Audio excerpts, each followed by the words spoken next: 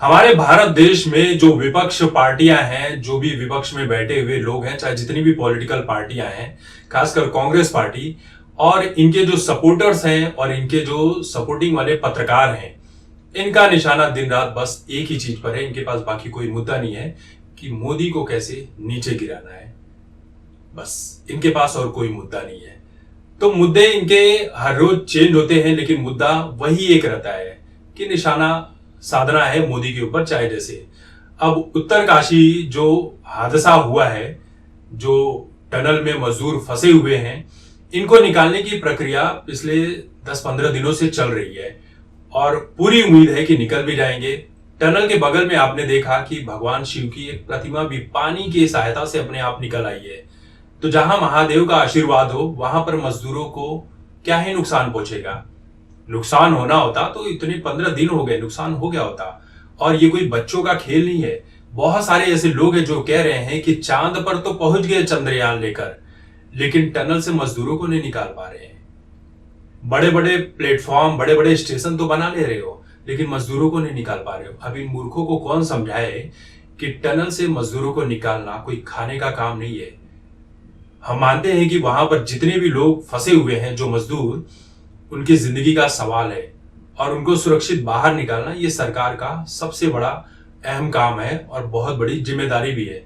जिनके परिवारों के लोग फंसे हैं वो भी दोष नहीं दे रहे, वो भी कोशिश में लगे हुए हैं। कितनी बड़ी बड़ी मशीनें टूट गई, हर तरह से कोशिश हो रही है कि बाहर किस तरह से निकाला जाए।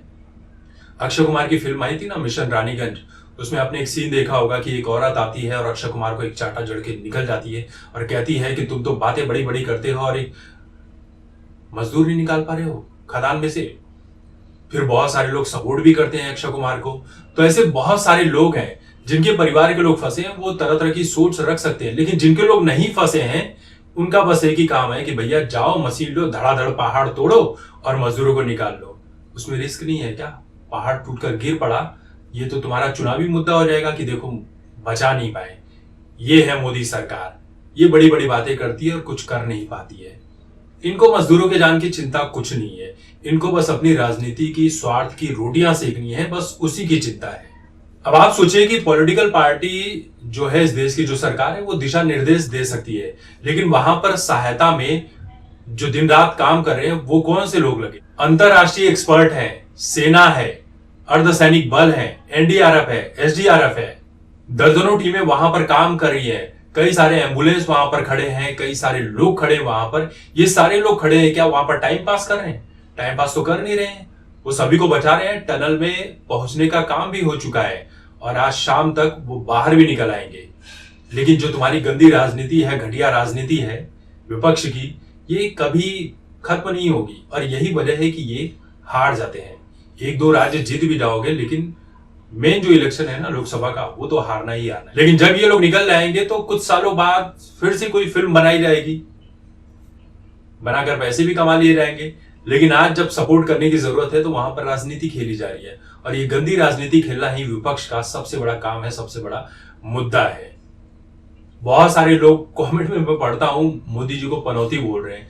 भैया तुम खुद की शक्ल देख लो, तुम्हारे घर वाले तुम्हारी शक्ल देख लें तो उनका दिन भर का जो दाना पानी है ना वो दुश्वार हो जाए, उन्हें ना मिले, भूखे रह जाए, और तुम मोदी जी को पनौती कह रहे हो। पनौती कहने वालों की शक्ल ऐसी है कि वो अपने आप को ऋतिक रोशन से बहुत सारे लोग मिले।